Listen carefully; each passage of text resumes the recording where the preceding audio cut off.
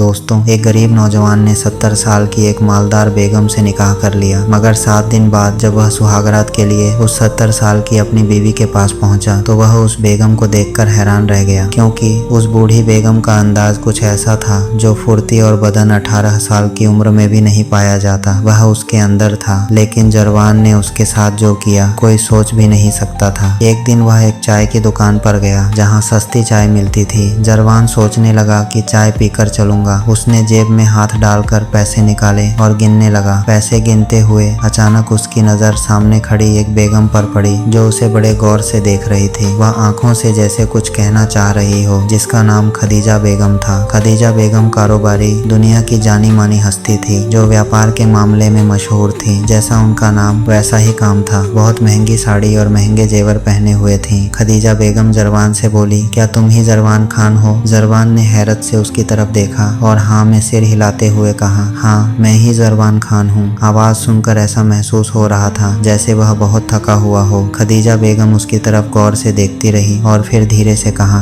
मैं जानती हूँ कि इस वक्त तुम्हारी जिंदगी में क्या चल रहा है। तुम इस वक्त बहुत परेशान हो। जरवान ने हैरानी से कहा, मैं कुछ समझ नहीं पा रहा। वो बोली, मेरा कहने का मतलब है कि तुम्हारी वालिदा की बीमारी, बहन की पढ़ाई और कर्ज, इन सब बातों को लेकर परेशान हो। तुम इतनी मेहनत करने के बावजूद भी सब कुछ वैसा ही है, कोई बदलाव नहीं है। यह सुनकर जरवान का दिल तेज तेज धड़कने लगा कि एक अजनबी बेगम उसकी जिंदगी के बारे में इतना सब कुछ कैसे जानती है। उसने झिझकते हुए पूछा, आप कौन हैं और इतना सब कुछ मेरे बारे में कैसे जानती हैं? खदीजा ने मुस्कुराकर कहा, अगर तुम चाहते हो कि तुम्हारे दिन बदल जाएं तो तुम मुझसे निकाह कर लो। यह सुनकर जरवान के रोंगटे खड़े हो गए। जरवान ने कहा, यह तुम कैसी बातें कर रही हो? खदीजा ने दोबारा साफ साफ कहा, मैं तुमसे निकाह करना चाहती हूँ। आखिर 70 साल की बूढ़ी बेगम एक 20 साल के नौजवान से निकाह क्यों करना चाहती है? जरवान ने कहा, यह कैसा मजाक है?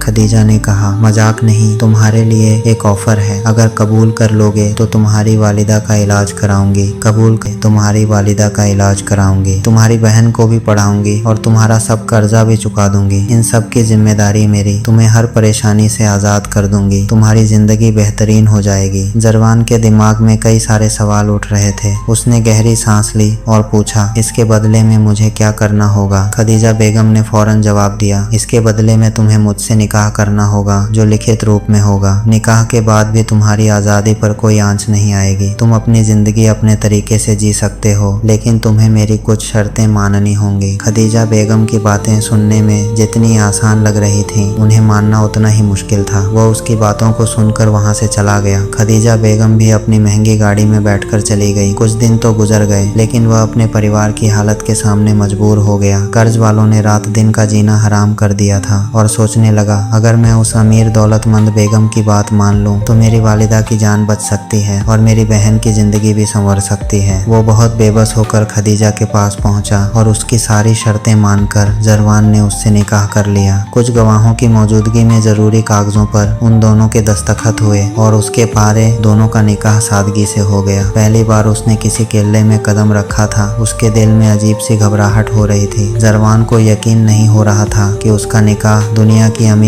तरीन बेगम से हो चुका है। अब यह केल्ला उसे ऐसा लग रहा था जैसे किसी केल्ले में शहंशाह का महल हो। उसने किले के चारों तरफ देखा तो उसकी आंखें खुली की खुली रह गईं। आलीशान फर्नीचर, ऊंची छतें, संगमरमर के चमचमाते फर्श, दीवारों पर महंगी सजावट का सामान। जितना आलीशान किला था उसमें उतना ही चहल पहल था। जरवान समझ गया था कि यह आम बेगम नहीं है। वहाँ के नौकर चाकर भी खदीजा के हर हुक्म का इंतजार कर रहे थे। बरसों पुराने नौकर भी खदीजा के सामने अपनी नजरें नीचे झुकाए रहते थे। बहुत सारी खूबसूरत लड़कियां उस महल भी नौकर दियादारा बात लेके हाँ खदीजा का नौकरी करती थी। लेकिन अगर जरवान उनसे कुछ पूछता तो थोड़ा सा जवाब देकर चुप हो जाती, कहीं नए साहब को कोई बात बुरी न लग जाए। ऐसा महसूस होता जैसे किले में बरसों से खुशियां नहीं थी।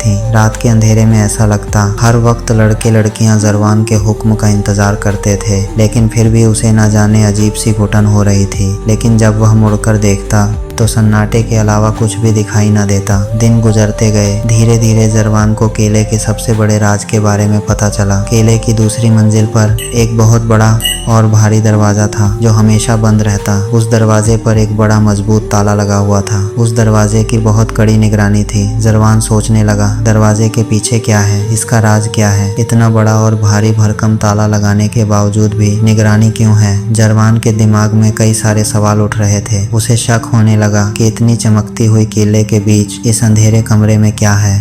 जरवान और खदीजा का रिश्ता शुरू से ही मोहब्बत वाला ज़रूर था, लेकिन जरवान अभी तक उसके साथ उसके कमरे में नहीं सोया था। खदीजा चाहती थी कि जरवान मेरे कमरे में मेरे साथ सोए, लेकिन वह यह भी चाहती थी कि वह अपनी खुशी से मेरे पास आए, न कि कोई ज़बरदस्ती से। दोनों को एक दूसरे से लगाव नहीं था। खदीजा तो जरवान को बहुत चाहती थी, लेकिन जरवान खदीजा की तरफ देखना भी गवारा न करता था। खदीजा बेगम ज़्यादातर अपने काम में मशरूफ़ रहती। जब भी दोनों एक दूसरे से बात करते तो बात शुरू होते ही ख़त्म हो जाती। यानी खदीजा तो उसका हालचाल पूछती, लेकिन जरवान कुछ ज़रूरी बात हो तो करता, वरना चुप हो जाता। खदीजा रोज़ाना जरवान के साथ ही टेबल पर बैठकर खाना खाती थी। किसी चीज़ के बारे में दोनों एक दूसरे से कुछ ना कहते और न ही दोनों ने कभी एक दूसरे के परिवार वालों के बारे में जानने की कोशिश की। ऐसा लगता मानो दोनों अलग अलग हो। एक बार रात का वक्त था। केले में सन्नाटा पसरा हुआ था। जरवान अपने कमरे की तरफ मुड़ा, तभी अचानक उसकी नज़र केले के एक दूसरे हिस्से पर पड़ी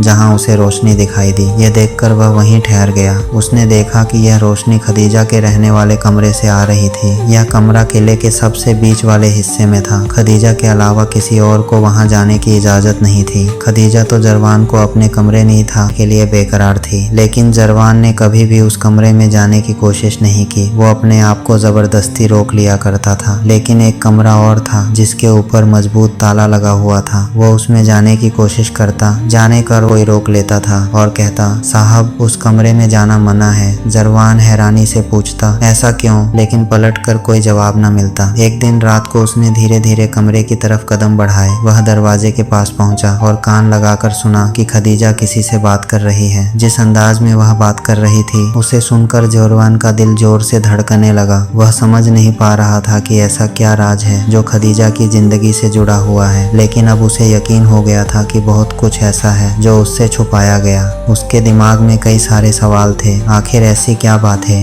कि खदीजा ने सबसे छुपा कर रखी? क्यों वह किसी को इस कमरे में नहीं आने देती? वो खामोशी से दरवाजे पर खड़ा रहा। जरवान अपनी दिल की धड़कनों को थामने की कोशिश कर रहा था। उसके दिल में अजीबोगरीब ख्यालात आने लगे। जिस निकाह को उसने समझौता समझकर अपनाया, उसके पीछे कोई बड़ी साजिश तो नहीं, या फिर कोई राज है? उसने इस किले के हर राज से पर्दा उठाने की ठान ली। जरवान यह सारी बातें सोचते हुए अपने कमरे में आ गया। उसने फैसला कर लिया कि चाहे कुछ भी हो जाए, आज वह उस कमरे में जाकर देखेगा कि आखिर बात क्या है। उसका शक अब जुनून में बदल गया। वह सोचने लगा, आखिर उस कमरे में कैसे पहुंच जाए। खदीजा हर वक्त उसकी तरफ देखती रहती और मुस्कुराती रहती। वह 70 साल की बुढ़िया बेगम जरूर थी। वह हर दिन जरवान से एक नई आस और नई उम्मीद रखती। अब वह सोचने लगा, इस बेगम से बात करनी चाहिए। वही मुझे इस कमरे के राज से वाकिफ करा सकती है। केले के सुनसान अंधेरे में सिर्फ और सिर्फ घड़ी की टिक टिक की आवाज आ रही थी। रात के तीसरे पहर में जरवान उस कमरे में जाने के लिए तैयार हो गया। उसने खदीजा की एक खास नौकरानी, जो 19 साल की एक बहुत ही खूबसूरत लड़की थी जिसका नाम नूरी था। जरवान ने नूरी से बात की और उससे गुजारिश की कि मुझे अपनी बीवी खदीजा से मिलना है। नूरी इजाजत लेने खदीजा के पास गई। नूरी के अलावा कोई खदीजा के पास नहीं जा सकता था। जैसे ही नूरी ने खदीजा को जरवान की ख्वाहिश जाहिर की,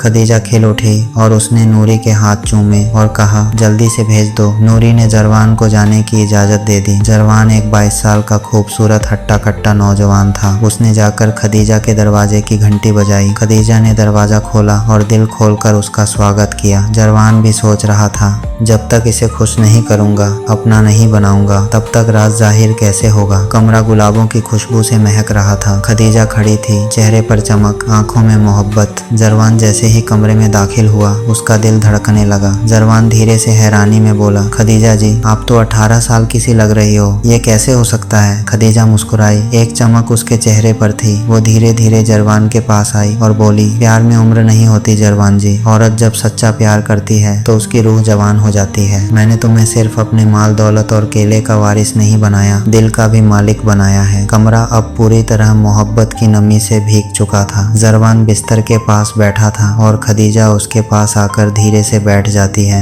दोनों के बीच एक चुप्पी है, मगर वह चुप्पी बोझिल नहीं, मीठी है। खदीजा कहती है, कभी सोचा नहीं था कि मेरी जिंदगी की इस उम्र में कोई मेरी आंखों में इस तरह देखेगा जैसे तुम देख रहे हो। जरवान भी धीरे से बोला, कभी सोचा नहीं था कि आपकी आंखों में इतनी गहराई होगी कि मैं अपने सारे सवाल भूल जाऊंगा। खदीजा जी, आज मैं तुम्हारा हूँ, सिर्फ तुम्हारा। खदीजा की आंखों में हल्का सा पानी और होठों पर प्यार। बोली, मैंने बहुत कुछ खोया है इस मोहब्बत के इंतजार में। जवानी चली गई, रिश्ते भी, पर दिल आज भी धड़कता है। जरवान उसका हाथ थाम लेता है। दोनों की हथेलियों के बीच की गर्मी में एक नई शुरुआत की लौ जगमगा उठती है। जरवान ने कहा, खदीजा जी, मुझे माफ करना। मैं जानता हूँ मैं पहले तुम्हारे करीब नहीं आया। जरवान उसके हाथ कहता है, मैं ये हद तो सब कुछ सच्चा लगता है। तुम बहुत अच्छी लगती हो। खदीजा धीरे से उसके कंधे पर सिर रखती है और कहती है, औरत को जब उसका मर्द अपना कहता है तो वह उम्र से नहीं, सिर्फ उस लम्हे से बंध जाती है। बस इसी लम्हे में रहो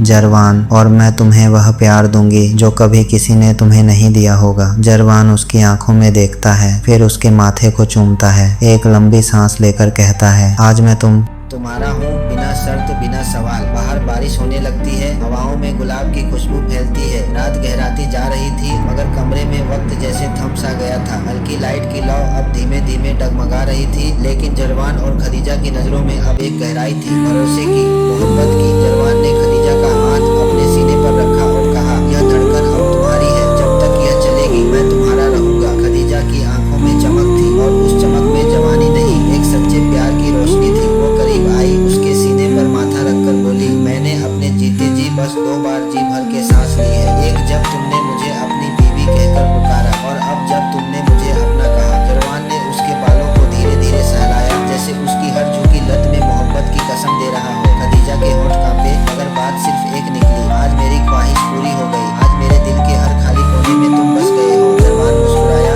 उसकी आंखों में वो मासूमियत थी जो सिर्फ पहली मोहब्बत में होती है। वो खदीजा के इतने करीब हो गया कि सांसें भी अलग न लगे। फिर फुसफुसाकर जरवान ने कहा, अब मेरी जिंदगी के हर दिन का मतलब सिर्फ तुम हो। मैं तुम्हारे बिना बिल्कुल अधूरा था, ये आज समझ में आया है। उस रात दोनों ने कोई वादा नहीं किया, कोई कस्में नहीं खाई, क्योंकि उनकी खामोश नजरों ने सब कुछ कह दिया था। कमरा अब सिर्फ एक जगह नहीं था, वो अब उनकी मोहब्बत की दास्तान बन चुका था। बाहर हवाओं में एक अजीब सी मिठास घुल रही थी। जरवान को लगा वो तो बस रात जानने आया था, मोहब्बत तो अनजाने में ही हो गई। मगर मोहब्बत यहाँ एक तरफा नहीं थी। खदीजा ने फेल कर दी। वो उसके करीब आई और उसके होठों पर उंगली रख दी। अब कुछ मत कहो, बस महसूस करो। जरवान की आंखें हैरान थी, जैसे वह 70 की नहीं, कोई 18 साल की पहलवान लड़की सामने हो। हर हरकत में जोश, उसके हर छूने में भूख, जैसे बरसों की भूख ही हो। खदीजा ने जरवान को अपनी बाहों में लिया, लेकिन नाजुक नहीं, पूरे जोर से। आज की रात मेरी है और तुम भी। जरवान को कुछ करने की जरूरत ही न रही, वो खुद ही इश्क में डूब चुकी थी। मोहब्बत का समंदर खदीजा ने खुद ही लहराया और जरवान उसमें बहता चला गया। वो रात केले की सबसे जिंदा रात बन गई, सुहाग रात नहीं,